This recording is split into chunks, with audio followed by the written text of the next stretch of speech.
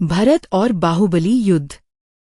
भगवान आदिनाथ संसार त्यागने से पहले राजा ऋषभदेव के रूप में प्रसिद्ध थे। उनकी 2 रानियां थीं, सुमंगला और सुनंदा। सुमंगला से उनके 99 पुत्र हुए, जिनमें सबसे बड़े और प्रसिद्ध थे भरत, और एक पुत्री थी ब्राह्मी।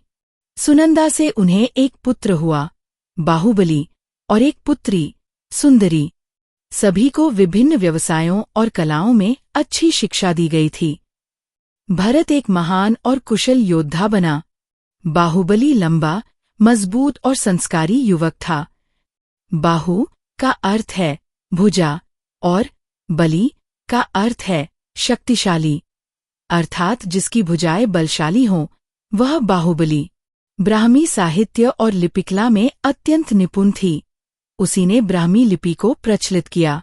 सुंदरी गणित में पारंगत थी। राजा के रूप में ऋषभदेव के सिर पर विशाल राज्य की जिम्मेदारी थी। विनीता नगर, जो बाद में अयोध्या के नाम से प्रसिद्ध हुआ, उन्होंने भरत को दिया और तक्षशिला बाहुबली को। बाकी पुत्रों को भी राज्य के अलग अलग हिस्से सौंप दिए। इसके बाद भगवान ऋषभदेव ने दीक्षा ली और संसार को छोड़कर सर्वज्ञ बने। उसके दीक्षा लेने के बाद उनकी दोनों पुत्रियों ने भी संसार का त्याग कर दीक्षा ली और उन्हें गुरु के रूप में स्वीकार किया और शिष्य बन गई। बड़ा बेटा भरत अत्यंत महत्वाकांक्षी था। वह एक महान कुशल और पराक्रमी योद्धा था। वह पूरे विश्व का सम्राट बनना चाहता था। इस उद्देश्य से उसने एक सशक्त सेना तैयार की और युद्ध के लिए आवश्यक पराक्रमी साधन तैयार करवाए। उसके पास चक्ररत्न नाम का एक अलौकिक अस्त्र था, जो कभी निशाने से नहीं चूकता था। किसी के पास उसकी जैसी सेना नहीं थी, इसलिए उसने विनीता के आसपास के राज्यों को एक एक कर जीत लिया। फिर उसने अपने 98 भाइयों को दूतों के माध्यम से संदेश भेजा कि वे उसकी अधीनता स्वीकार कर लें। भाइयों को यह उचित नहीं लगा। 98 भाइयों ने विचार किया कि इस विषय में पिता भगवान ऋषभदेव से सलाह लेनी चाहिए। वे सभी पिता के पास गए और बोले, पिताजी, आपने हमें स्वतंत्र राज्य दिए थे, लेकिन भरत हमारे राज्य छीनना चाहता है। यह अनुचित है, कृपया हमारा मार्गदर्शन करें। भगवान ऋषभदेव ने सभी को समझाया, बाहरी शत्रुओं को जीतने का कोई अर्थ नहीं। सच्ची विजय तो अपने अंतर के शत्रुओं पर होती है। यह राज्य स्थायी नहीं, एक दिन सब कुछ छूट जाएगा। सच्चा साम्राज्य तो मोक्ष में है।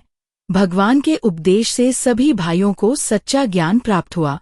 उसे अब संसार विरक्त लगने लगा। अब वे सब भी अपने पिता भगवान ऋषभदेव के मार्ग पर चलना चाहते थे। भाइयों ने युद्ध की निरर्थकता समझी और अपने राज्य भरत को सौंप दिए। उन्होंने राजपाट और संसार त्याग कर भगवान ऋषभदेव से दीक्षा ली और उनके शिष्य बन गए। अब केवल बाहुबली ही बचा था। वह किसी भी परिस्थिति में भरत की अधीनता स्वीकारने को तैयार नहीं था। पिता से प्राप्त राज्य को वह अपने तरीके से न्यायपूर्वक चलाना चाहता था। बाहुबली अत्यंत शक्तिशाली था। वह एक लंबा और मजबूत युवान था। उसकी भुजा में बहुत बल था। जब भरत का दूत संदेश लेकर पहुंचा, तो बाहुबली ने कहा, हे दूत, जाकर अपने सम्राट से कह दो कि बाहुबली अपने अन्य भाइयों की तरह राज्य समर्पण कर दीक्षित होने को तैयार नहीं है। पूज्य पिताश्री ने सबको स्वतंत्र राज्य दिए थे। यदि भरत बलपूर्वक राज्य हड़पने का प्रयास करेगा, तो मेरे पास भी बाहुबल है। मैं अपने राज्य की रक्षा करना जानता हूँ। मैं किसी के काम में हस्तक्षेप नहीं करता, और कोई मेरे काम में हस्तक्षेप करे, ये मुझे स्वीकार नहीं। इसलिए मैं राजा भरत की अधीनता नहीं मानता। हाँ, छोटे भाई होने के नाते बड़े भाई के चरणों में जहाँ भी जब भी प्रणाम करने को कहे मैं तैयार हूँ, लेकिन उनकी अधीनता इस तरह बलपूर्वक स्वीकार नहीं करूँगा। अंततः सम्राट भरत को जब पता चला कि उसका भाई अधीनता स्वीकारने को तैयार नहीं, तो उसको बहुत गुस्सा आया और अहंकार के वजह से उसने तक्षशिला पर आक्रमण किया। दोनों सेनाओं में भयंकर युद्ध हुआ। कभी भरत की सेना भारी पड़ती, तो कभी बाहुबली की। दोनों भाई अत्यंत शक्तिशाली थे। भारी जनहानि देखकर निर्णय हुआ कि मुख्य युद्ध तो भरत और बाहुबली के बीच ही है, तो क्यों न अंतिम युद्ध भी इन्हीं के बीच हो।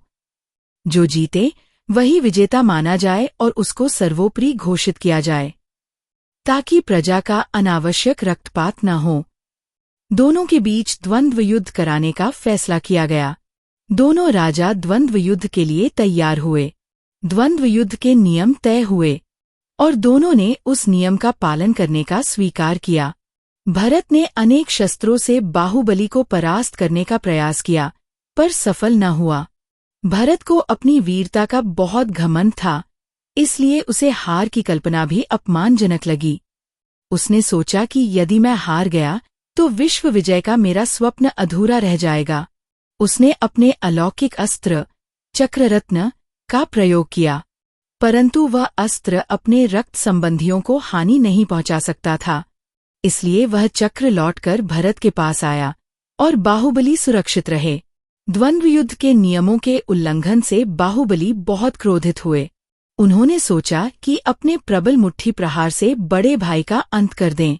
उनकी उठी हुई मुट्ठी देखकर लोग भरत की मृत्यु से भयभीत हो गए। जैसे ही उसने अपने भाई को मारने के लिए हाथ ऊपर उठाया, उसी क्षण बाहुबली के मन में विचार आया, मैं क्या करने जा रहा हूँ? क्या मैं पागल हो गया हूँ? जिस राज्य को पिताश्री और मेरे भाई छोड़ चुके हैं, उसी के लिए मैं अपने बड़े भाई को मार दूं। भाई की मृत्यु का विचार आते ही उनका शरीर कांप उठा। उन्होंने तुरंत अपने विचार बदले और जहां उनका हाथ वार करने के लिए उठा था, वहीं उसने उस हाथ से अपने सिर के बाल खींच लिए, जैसे दीक्षा के समय मुनि लोच करते हैं। उन्होंने सब कुछ त्याग दिया और स्वयं मुनि बन गए, लेकिन उनका अहंकार और अभिमान अब भी शेष था।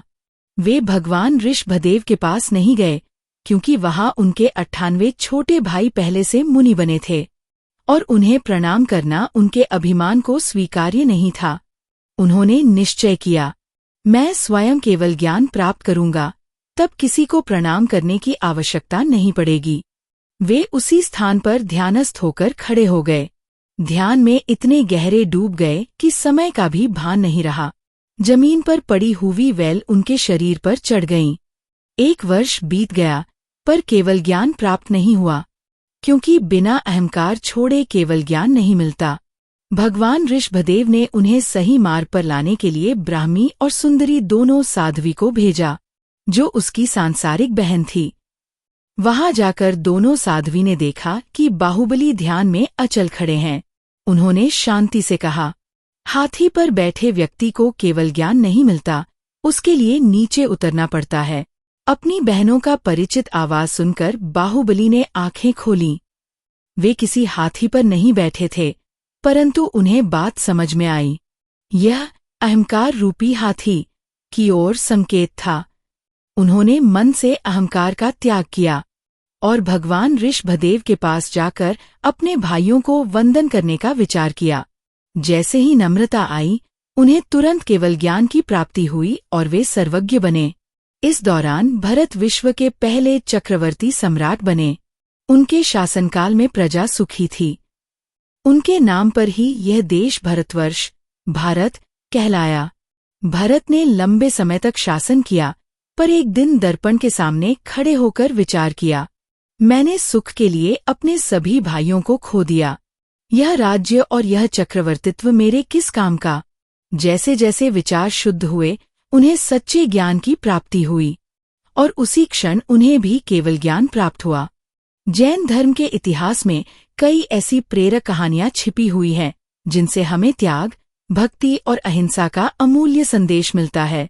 इन कहानियों में साधु साध्वियों, राजाओं रानियों और भक्तजनों की अद्भुत आस्था और जीवन मूल्य दिखाई देते हैं। जैन धर्म के उन तारलों की अनसुनी और प्रेरणादायक कहानियां सुनने के लिए हमारी चैनल जैन लाइब्रेरी सब्सक्राइब करना मत भूलिए।